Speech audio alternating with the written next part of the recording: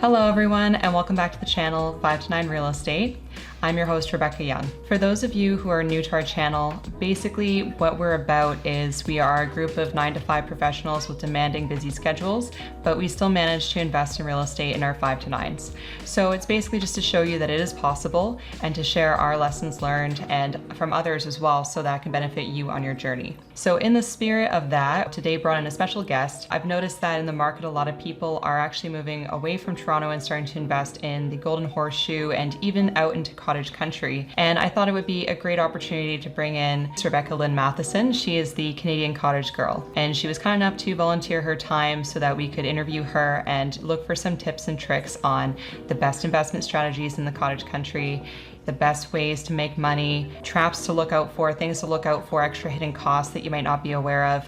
And also, if you're interested in what she's talking about, to how to find a community of like-minded investors who are also investing in cottage country. So without further ado, I'm gonna hop into that interview. And if this is the kind of content that you wanna see on the channel, just do me a favor and comment down below, give me a thumbs up, let me know that this is the kind of content that you wanna see. And I'll make sure that we get in more guests that specialize in different areas. So with that, I'm gonna kick off the interview, and thank you so much for joining us today. Hey Rebecca, it's great to see you again, and thank you so much for agreeing to be interviewed for our YouTube channel, 5 to 9 Real Estate. For all the viewers out there, this is Rebecca Lynn Matheson that we're hosting today, and she is the Canadian Cottage Girl. So I thought she'd be a great guest to have on our channel, just to answer some questions specifically about investing in Canadian cottage country. So Rebecca, if you wanted to kick it off, I'm just curious if you could tell us a little bit more about your story, your background, and how you found your way into real estate.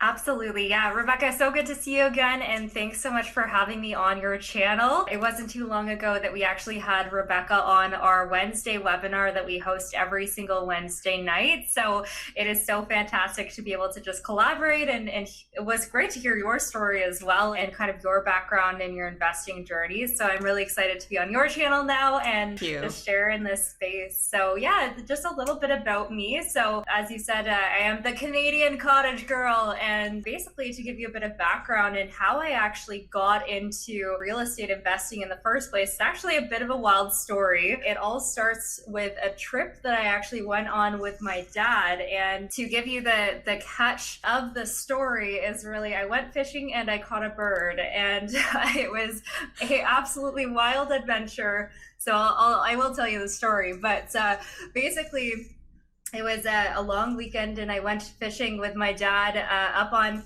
this river, and we took the old canoe. It's a good yellow canoe that my dad's had forever. We used to actually take it up to cottage country every summer on top of the old Grand Caravan, and Nice. We would go up there as a family, and we actually stayed at this place called Potash Lake up by Bancroft, Ontario. But this particular time we went camping, and we brought the tents, we brought the canoe, and we went out for a nice weekend. So we went up and down the river and brought our fishing gear, and just was having no luck, like caught nothing. So we came back to the campsite, made some burgers over the fire, and we decided a little bit later in the day that we would actually go fishing again just off of the dock. And this young kid, he was like 14 years old, he came down to the dock and was telling us and showing us a photo of this like huge fish that he literally caught last week. And we're like, well, there's fish in the water, we're just not catching them. So we absolutely kept going and continued to fish off the dock. And we ended up like swapping out our lures. And for those fishers out there, the lure that we swapped to was a jiggler. So what it does is it kind of skims across the water as you reel it in, and it looks like a little fish swimming across the top of the water. So I switched to a jiggler and I cast off. And of course, I'm just, continuing to reel in and cast off. Literally no bites, like nothing was happening.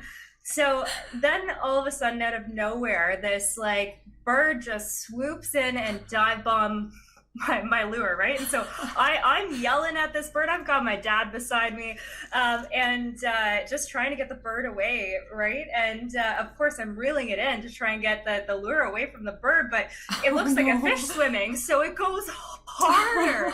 And it just bites down on this lure, and it gets hooked. Oh no. And like, I don't know what to do. The bird did not expect the fish to bite back, of course, so it's freaking out. I'm freaking out. Everyone's freaking out. And there's just a whole chaos and commotion going on at this campsite. So at this point, our neighbors just at the tent next door came down to the dock, and everyone's just gathering around. And I'm just like reeling in this freaking bird that's trying to fly away. And finally I got it in close enough. So it's like freaking out, squawking.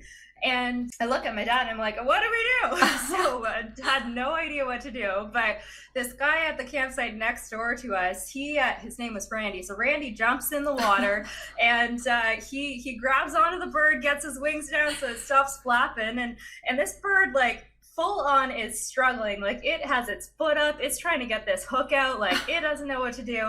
And somehow this bird like gets its foot caught in the other end of the lure. So now it's foot up in the mouth. Like, it was just complicated. And I'm trying to help it, right? And it's having none of me getting anywhere near it.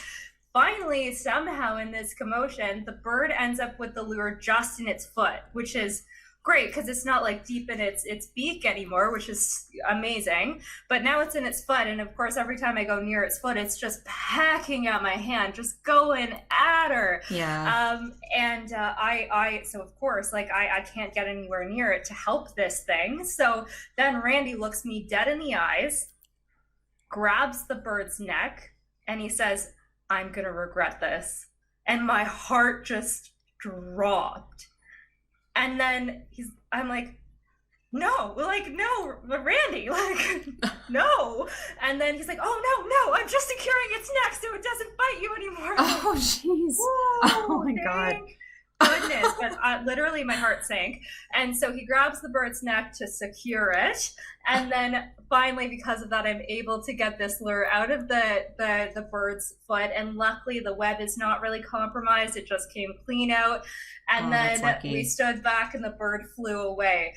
So that was an adventure. I went fishing and did not expect to catch a bird, but you know what? Sometimes in life, unexpected things happen. And that was certainly my entrance to real estate investing. So that weekend really made me reflect quite a lot. And I didn't come from, you know, rich background or anything like that. I came from very humble beginnings, and my dad, I have a lot of respect for him. He's worked really hard through his whole entire life. And, you know, he actually just retired at the age of 70 this year after a long career. And for me, I saw that, and I saw how hard he worked. And you know, that moment of like literally like I learned how to fish from my dad, and like he literally like taught me everything I know from that element. And he taught me work ethic. And I literally, my first job was a paper route, and then, you know, I upgraded when I was a kid to working as a babysitter because I could actually make a little bit more money. And then after that, I upgraded to working at the local Dairy Queen, and I was literally flipping blizzards for money. And,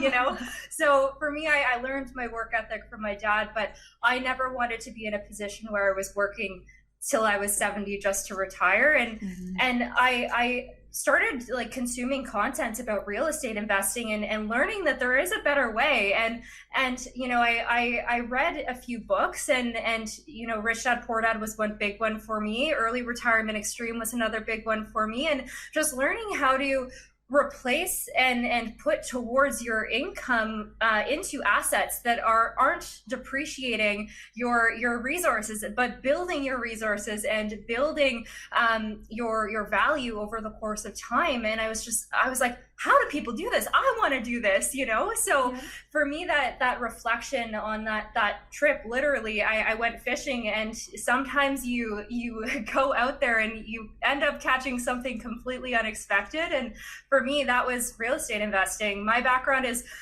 nothing to do with real estate investing. I actually went to school for kinesiology, and my background is fitness. And I was actually, prior to getting into real estate investing, I was refereeing rugby all across the country, traveling, and personal training. So I am a personal trainer turned real estate investor that has really taken on this adventure and this kind of transition and pathway in my life. But I really, truly do believe that if you want to accomplish something, whatever it is in your life, that you just need to learn from the people who are doing it. Go out there and take the steps and the actionable items to get there, and you can absolutely do it. And for me, just like seeing other people do it, it's that effect of like, well, if they can do it, I can do it. Like that's all I need, is to see somebody doing it. And that's exactly what real estate investing was for me, because for a long time I was really taking care of my passions, which is, fitness and refereeing and traveling and, rugby stuff. Like,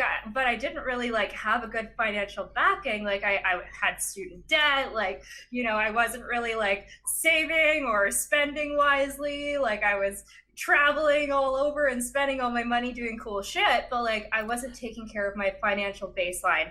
And for me, it was a mindset switch of like, I freaking love my dad and I love what he's done for our family, but I also don't want to be 70 and just retiring. Like I want to be able to be financially independent and take care of my own shit and be retired in my 30s. Like that's my goal, is to be retired in my 30s and financially completely free and stable. So for me, like that was just such a compound effect of like, I'm going to do this and I am going to absolutely take ownership over that element of my life. I love that. I love everything that you just said. And, even when we first connected, it kind of made me laugh that I felt that we're so similar, even in terms of I am totally a daddy's girl. I'm not even ashamed to admit it. I am so much like my father and I've learned so much from him. I actually just posted on Instagram and Facebook about, how he taught me basically to be a dude, like me and my sister. Yeah. And I love that, right? That other people don't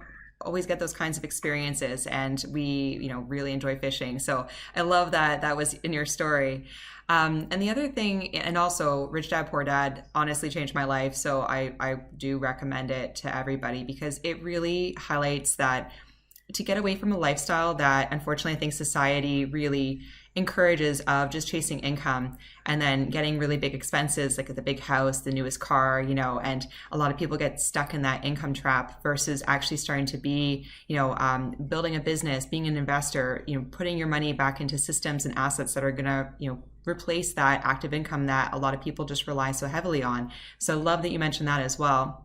And the other thing that I really appreciate is that, I know there's a small age difference between us. And, as I started investing when I was 21. I'm going to be 31 this year now. But, and I always hear from people that, oh, it's just so much easier back then. And you got in at the right time and you were lucky and blah, blah, blah. And like, even for me, and, we're both still pretty young. So I was always kind of surprised to hear that. But I know that you haven't been in real estate for that long and you're still very young. And it shows people that, push aside the excuses and just go out there and do it, right? Even if you're expecting to catch, walleye and you catch a bird instead, like that kind of stuff is going to happen in real estate too. Obviously that's, an analogy, but, so I love that you brought that up. And I love that you can be a role model for other people and the shining example that, hey, it's not too late and you can even start today.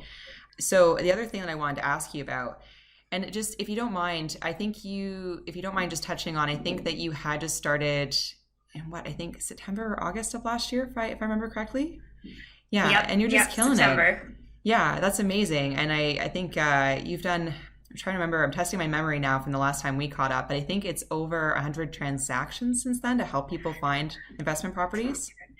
Yeah. So what I did to get started in real estate investing was I just learned from people who were doing it. So I actually joined a team of real estate investors, and some of them are wholesalers. Some of them are, actually buying large multifamily buildings. And my two mentors my two mentors, Adam Martin and Matt McKeever, they have been so influential on my journey. And just by virtue of being on their team and learning from them, I have seen so many transactions go across the table. So it has been so cool because I've seen the ins and outs of like what goes positively in a real estate transaction, what happens when, shit hits the fan. Yeah.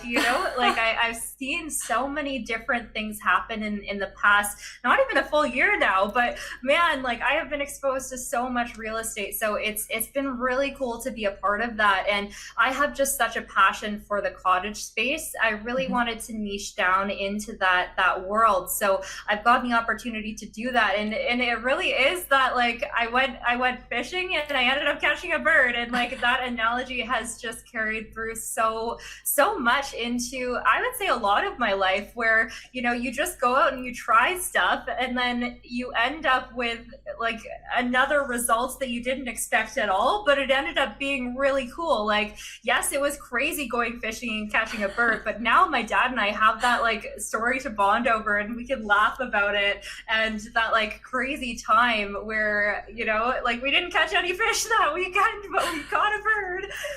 And now it's just such a fun reflection and memory for us. And sometimes that happens in life, where you go out and you try shit. Sometimes it works out, sometimes it doesn't, and sometimes it works out for the better.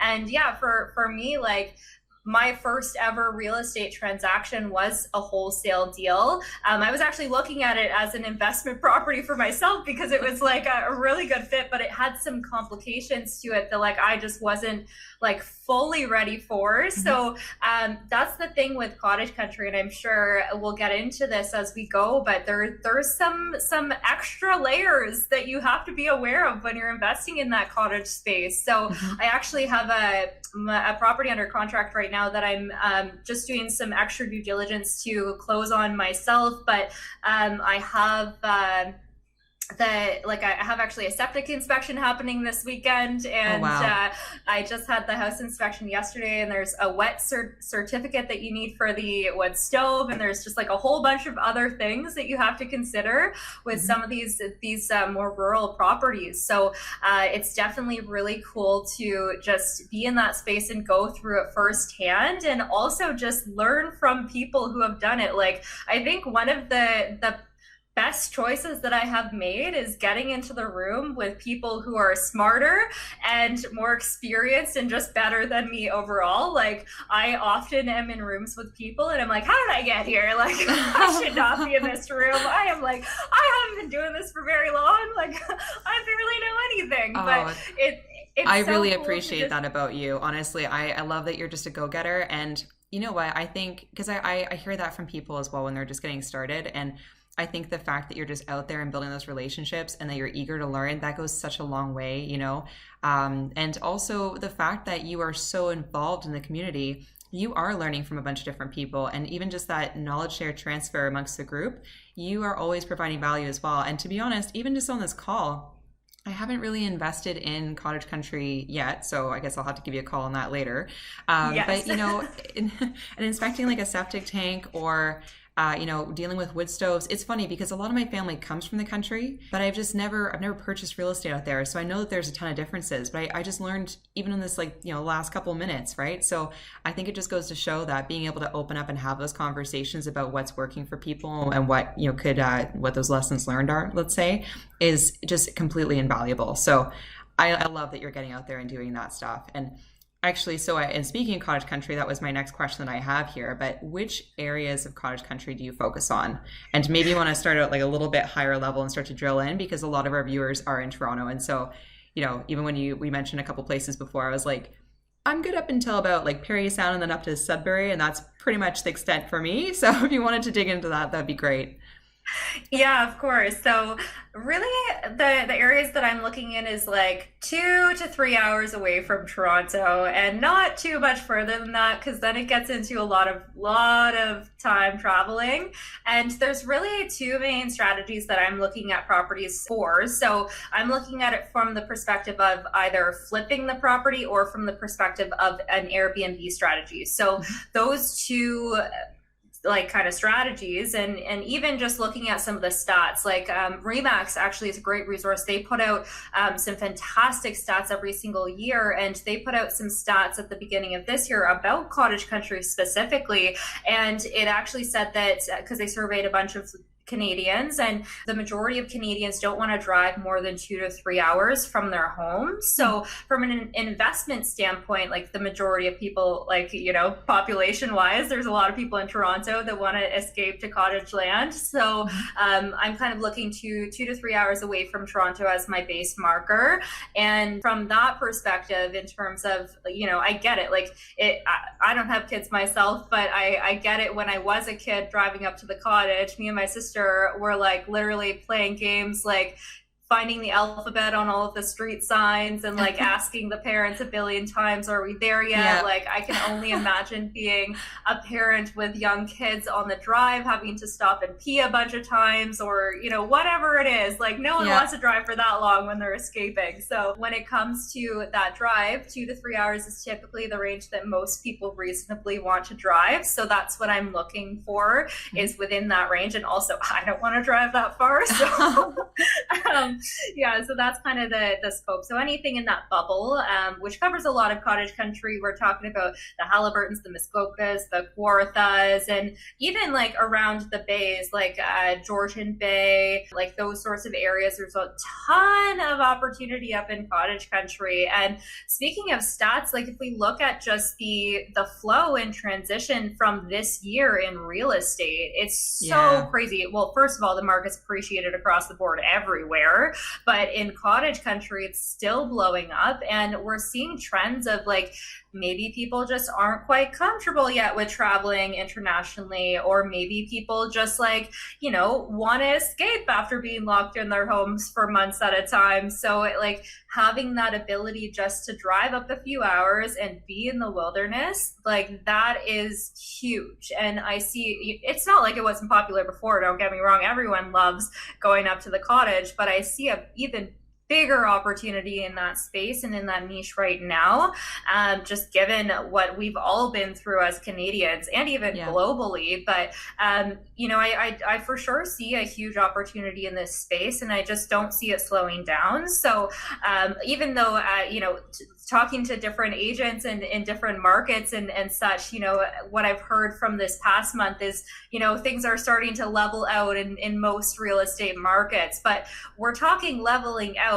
when we used to be here. Like last year we were here, so things are still high, but they're like not as crazy. So that's where I just see such an opportunity in investing in multiple different types of niche areas and properties that you can add those strategic value to. We're talking about flooring, paint, kitchen and bathroom. We're talking about, you know, finishings, like those sorts of strategic value adds, and then doing a flip project. That is like, there's huge opportunities there. Or even doing an Airbnb. So you could even do a flip into an Airbnb too and just furnish it nicely. I actually, so speaking of YouTube, so I'm going to be launching my YouTube channel too, which I'm super excited about. That is exciting. So I filmed up a bunch of videos in Grand Bend with some real estate investors that specifically focus in cottage country, in addition to some developments that they're doing. But definitely check it out. Kyle Ford, who's been featured on Matt McKeever's channel quite a lot, he is featured in a few of my videos, and he's actually done over $10 million in vendor take-back mortgages, which blows my mind.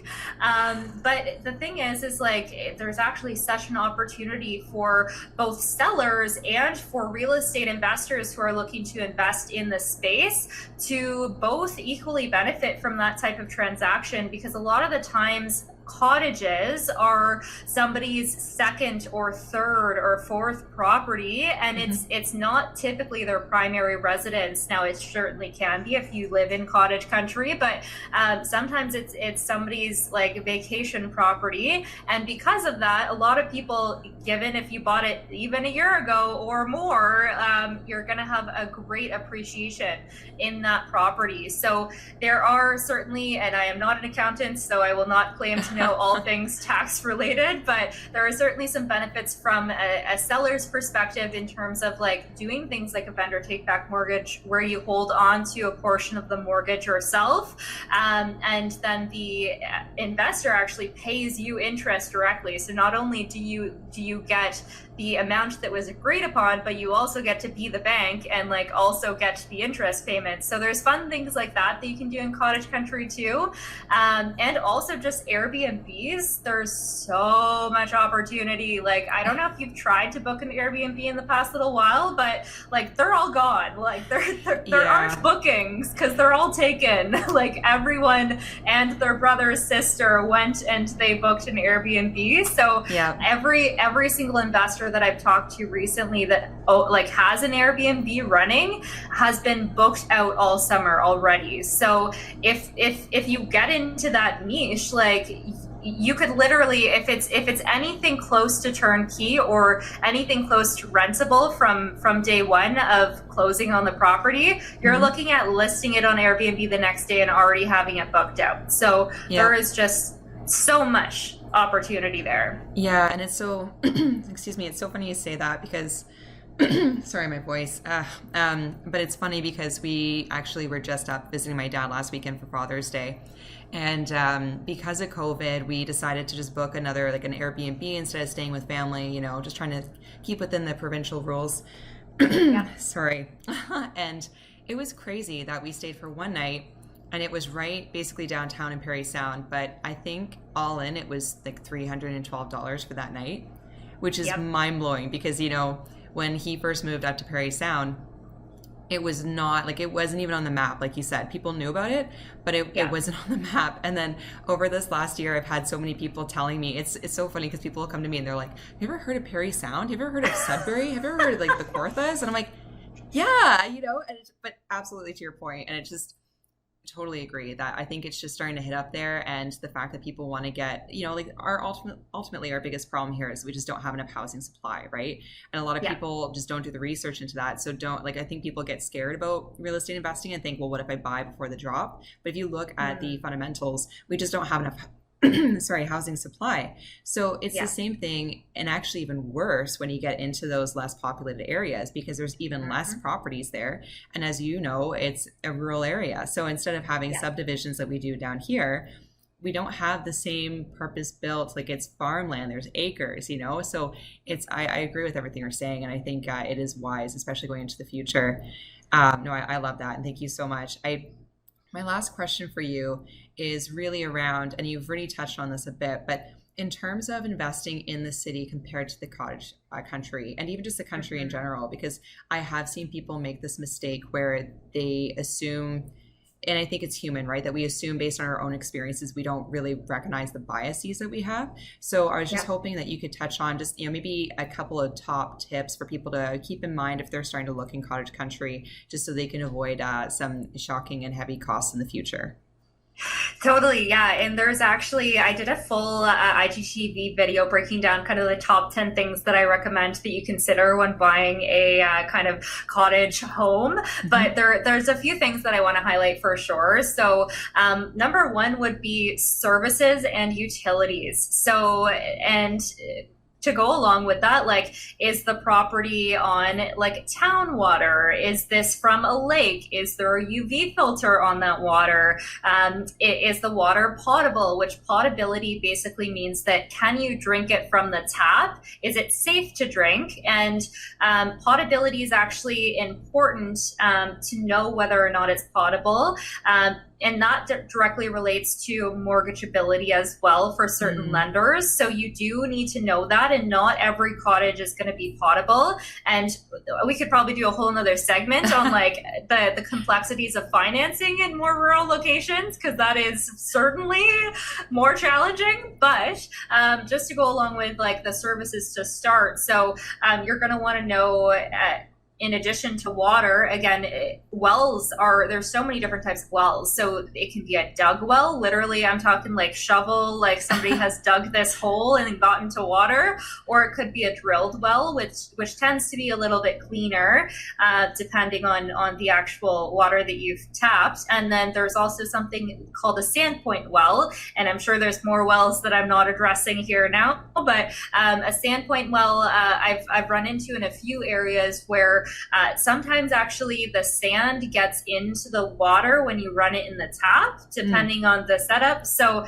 you have to, know what you're getting into when it comes to the water for sure. And just ask the owner what their experience has been with the water.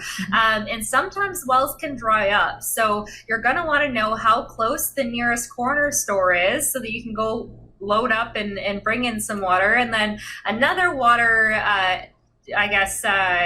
tool or water type system that I've run into recently, which I didn't know anything about, was a cistern. So basically what a cistern is it collects rainwater, and you can also get it filled, and sometimes you do need to get it filled, but it's not potable typically. But that cistern water, so literally like basically a big bucket that collects water, it goes directly into your plumbing. So you shower with that water, you wash dishes with that water, you maybe brush your teeth with that water, but you definitely don't drink that water. And sometimes too, like, because maybe it's not raining a ton, you actually have to get a big water truck to come fill your cistern. So there's a lot of different elements to even just water in cottage country. So it's important that you just find out what you're dealing with when it comes to water. Another thing is just to go along with the services is there cell reception? Because there isn't always. I know I've been like driving up in the boonies, like up in like the deep Halliburtons, and like I'm on calls with other investors, and it's just cutting right in and out. Like, oh, sorry, I'm up in cottage country again this week. My bad. But you know what? Like, that's just part of it, and just understand what that cell reception is like. And then can it get Wi-Fi? So that's actually a big one if you want to do an Airbnb, is that a lot of people like to have that escape, but people will tell you that they want the rustic experience, but most people want that like luxury cottage experience. Yeah, so glamping. Like having so having Wi-Fi is a big bonus when it comes to Airbnbs, and most people can work remote now, so why not take the laptop and get away for a month and just like go sit by a lake and do your work, so services is a big one. And then if you're buying it for yourself, or even an Airbnb, but if you're buying it, you're gonna want to consider, like, are the roads maintained in the winter? Like, is this in itself a 4-season or a 3-season cottage? So if it's a 3-season cottage, that means every single spring you have to open your cottage, and every single fall you have to close your cottage before the winter. So there's extra maintenance to be done, landscaping, etc., with opening and closing a cottage. And then, like, are the roads maintained? So if you buy a 4-season cottage and the roads aren't maintained, well, you're just SOL, right? Like, sometimes there's a nice little community on a private road that maybe pays into a fund that like has, dug down the road that comes and blows the snow on the road. But like, you really got to know what you're getting into here, because it's not always maintained by the municipalities. So really understand and do your due diligence there, especially if your strategy is to look for a 4-season cottage. Like, make sure you know. And then the other thing to consider, just in terms of some quick tips and tricks, is look into the lake. So not every lake is going to be one that you want to swim in. So sometimes there are like things that are going on in the lake that you are not going to want to jump in that water with yourself or your kids. So understand the history of the lake. There's actually some really cool waterways that, when like back when we're talking about like history, and I actually went to see a cottage like this recently that was on water, but the water itself, and this is another tip for you, was not owned by the person who owned the cottage. So it was actually owned by this guy who's no longer alive, because he owned the land and the land was actually flooded. So what happened back when was they used to like flood certain areas so that they could cut down trees and logs, so the logs would float on top of the waterway, and they'd be able to transfer the logs a lot easier by just floating them. So they would flood certain areas in order to do that, and they would increase and decrease the level of the water in order to move the trees. that were chopped down into logs. So some of those waterways that used to be land that were just flooded, people decided to build cottages around that water because they're like, oh, this is a nice lake. Yeah. And you know, like in that type of situation, it's very unique where the guy who owns the land, you know, he's not coming back for it because he's no longer around. And it's more or less like some of it's owned by the municipality, some of it's owned by people who are no longer around. So look into the history. Like that's actually just like a cool thing now that people built cottages around that water. And because so many people did that, like it's just now a lake where you go and you boat and like enjoy the cottage. But so you got to funny. know the history. 100%. And it's so funny that you share that story because I was just out on Lake Manitowoc with my dad over the weekend. And we were talking about that actually, about how it's more of a star-shaped lake now because of exactly that reason, because of logging and actually purposely flooding the lake. And to be honest, I even, you know, kind of connecting it back to that now, I didn't even think about the fact that people would have owned the land. Like somebody would have owned the land underneath the water, right? So that's such an interesting point. And thank you so much. I mean, there's just so much value in everything that you shared today. And you've given me ideas for sessions to even like have you back in the future. And I think financing around this space as well is huge. So being able to talk about some of your experiences there would be really cool. So, I mean, obviously, I hope that you've been able to show all the viewers that you are an expert in this field. And I'm sure that people would love to get in touch with you and reach out and follow your journey and see if there's, you know, deals that come up in cottage country. What's the best way for people to reach you?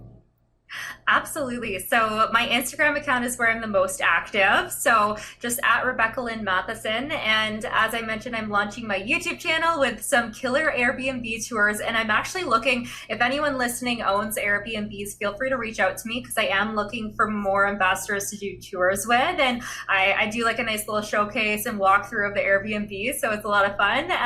And then I also just have some killer videos coming out on how to stylize your Airbnb, ways to market it, and also vendor take-back mortgages and the ins and outs of how to do a VTB, how to negotiate it, as well as just some killer examples of some VTB mortgages. So really excited for that. You can just follow me at Rebecca Lynn Matheson on YouTube as well. I also have TikTok, but like that is just something that I've been playing with. I am by no means like an intensive TikToker, but the best place is Instagram for sure if you want to reach out. That's awesome. All right. Well, thank you again so much, Rebecca. I really appreciate your time today. And let's do this again soon. Sounds good, Rebecca. Always a pleasure. Definitely. All right. Take care. So wow, that was a ton of value in the interview with Rebecca Lynn Matheson. And thank you again, Rebecca, for your time today. You're going to be the first person I call if I'm looking to invest in cottage country in the future. And I hope that others feel the same way after this. So again, guys, I know this is a little bit different than the style that we normally have on the channel, but if this is of value to you, please let us know in the comments below and go ahead and like the video and subscribe to the channel. It'd be a big help for us so that other people can follow in the journey and learn from us as well. So with that, thanks so much, guys, and see you next time.